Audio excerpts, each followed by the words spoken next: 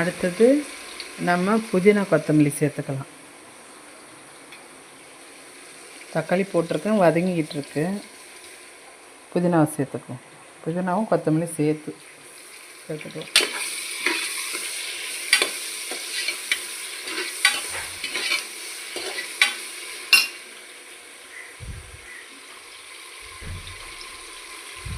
இப்போ நம்ம பச்சை மிளகாவை சேர்த்துக்கலாம்.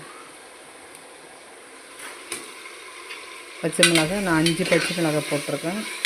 1 கிலோ அரிசிங்க.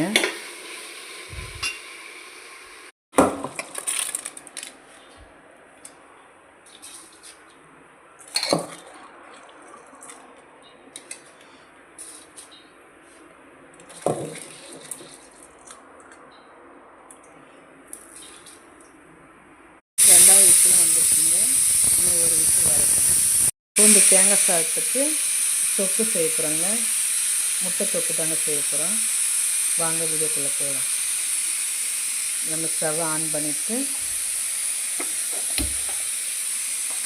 எண்ணெய் ஊற்றிக்கலாம். ஒரு குழி கரண்டி எண்ணெய் ஊற்றிக்கிறேங்க. நீங்கள் தேவையான அளவு எண்ணெய் ஊற்றிக்கலாம்.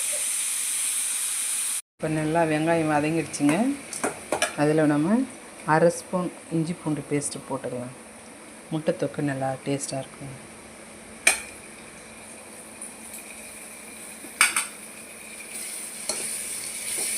இப்போ நம்ம தக்காளி சேர்த்துக்கலாம். நான் 2 தக்காளி கட் பண்ணி வச்சுருக்கேங்க. 2 வெங்காயம் 2 தக்காளி முட்டை தொக்கு செய்யறதுக்கு. நல்லா வதங்கட்டுங்க. மூடி போட்டு வேக வைக்கலாம். நான் மூடி போட்டு வேக வச்சுருக்கேங்க. தக்காளி வதங்கிடுச்சான்னு பார்க்கலாங்க.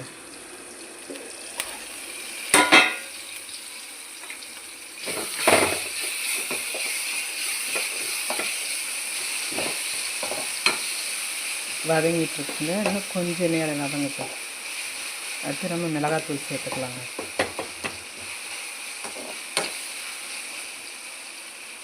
இன்னும் கொஞ்சம் மூடி போட்டு வேக வைக்கலாம்.